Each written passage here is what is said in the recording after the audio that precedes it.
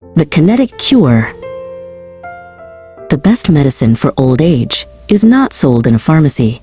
It cannot be bottled or patented or stored in a climate-controlled vault. Theron, a man who had acquired every luxury the world could offer, stared at the shelves of his private laboratory, searching for a secret that wasn't there. Theron had built empires that spanned the globe, but he felt his own internal empire beginning to crumble. He sat in his handcrafted leather chair, his back stiff as a frozen branch. He was a titan of industry, yet he felt like a prisoner within a statue of his own making. The shock came during a simple moment. Theron dropped his favorite fountain pen. As he reached down to retrieve it, his breath caught and his muscles seized.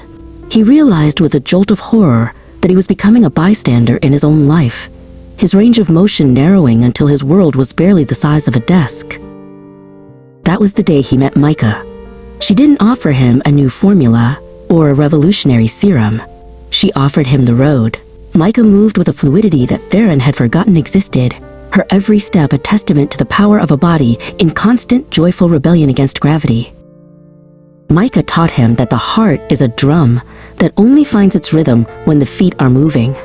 She explained that the brain doesn't just pilot the body, it is fed by it. When the blood pumps, she said, the fog in the mind begins to burn away, leaving only clarity and fire. Theron began to fight back. He traded his silk suits for gear designed for sweat and grit. It was painful at first, the lungs burning, the muscles screaming in a language he hadn't spoken in decades. But with every mile, he felt the heavy rust of a sedentary life being scraped away.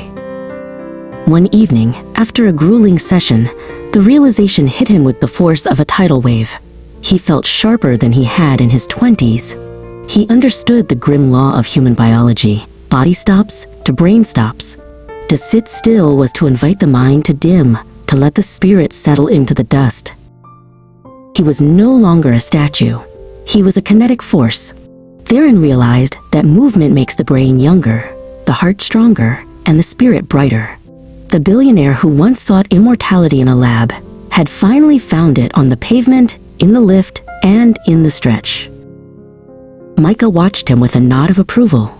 They had replaced the quest for anti-aging with a commitment to pro-living. They knew the truth. Exercise isn't a chore. It is the kinetic cure for the stagnation of the soul. The empire was still there, but Theron was finally fit to lead it. He looked at the world not from a chair, but from the vantage point of a man who moved. Did you move today?